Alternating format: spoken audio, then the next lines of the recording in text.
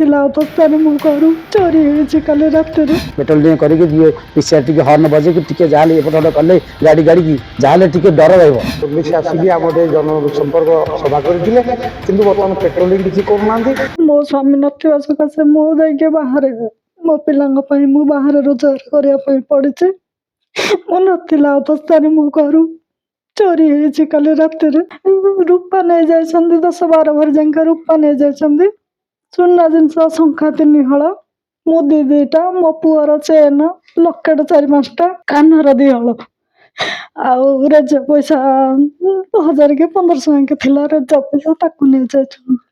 ବର୍ତ୍ତମାନ ଆସିକି ପୋଲିସ ବାବୁ ଚେକିଂ କରିକି ଯାଇଛନ୍ତି, ଦେଖିକି ସବୁ ଯାଇଛନ୍ତି। ମୁଁ ତ ଆସିକି ଏଠି ପହଞ୍ଚୁଛି, ଯିବି ବୋଲି ଅଭିଯୋଗ କରିବାକୁ ଏଫଆଇଆର ଦେବି ବୋଲି ବାହାରିକି ବସିଛି। କେଜାଣି ମୁଁ ଭଗବାନଙ୍କ ଉପରେ ଛାଡ଼ି ଦେଇଛି। ମୁଁ ଯଦି ଗରିବ ଲୋକ, ଯଦି ମୋର ସକ୍ଷେତ, ଯଦି ଭଗବାନ ପୋଲିସ ବାବୁ ଯଦି ମତେ କୁଆଡୁ ସାହାଯ୍ୟ କରିକି ଦେଇପାରିବେ ତାହେଲେ ଭଲ କଥା। ଆଉ ମୁଁ କାହା ଉପରେ ଭରସା କରିବି?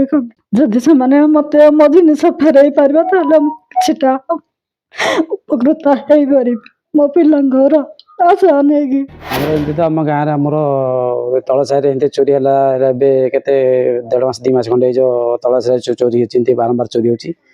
बालीपारे भी एमती चोरी होता बहुत ये पत्तली भी एमती चोरी होता 2-3 हजार चोरी होता सब ये बारंबार चोरी है कि बारंबार चोरी श्रद्धे वैद्येश्वर थाना पुलिस वाले पेट्रोलिंग टीवी किसी करना रात पेट्रोलिंग कले प्रति टिके ये रे डर रहा चोर प्रति।